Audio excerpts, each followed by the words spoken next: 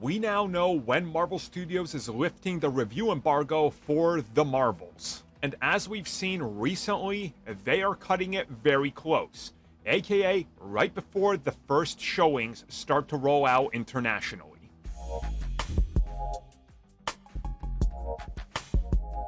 So yeah, the big news today is that The Marvels is officially lifting its review embargo on November 7th at 9 p.m. Pacific time, meaning at midnight on the 8th on the East Coast. Now, if you do the quick math, this means that the film is dropping its reviews and impressions as the film starts to roll out internationally. Again, remember, right, you got New Zealand and stuff that's ahead, and China and Japan that can show stuff earlier because of the time discrepancy, right? So we've honestly seen this a lot more in recent memory.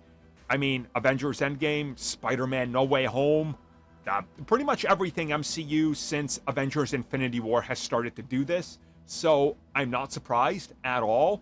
What I am surprised with is the midnight release. Typically, you're getting these things around, 9 a.m. the following day, aka, so if we were to expect it on a normal time frame, we would expect this at like 9 a.m. on November 8th, but that's not the case. So it's been, I guess, bumped forward slightly by 12 hours, depending on how you look at it or where you're located. So it's not a big deal, so it is coming out a little bit earlier. Now, it's interesting that they're dropping it at midnight like that, but I don't think that's a cause for concern or anything, although it might be for some people, whatever the case is.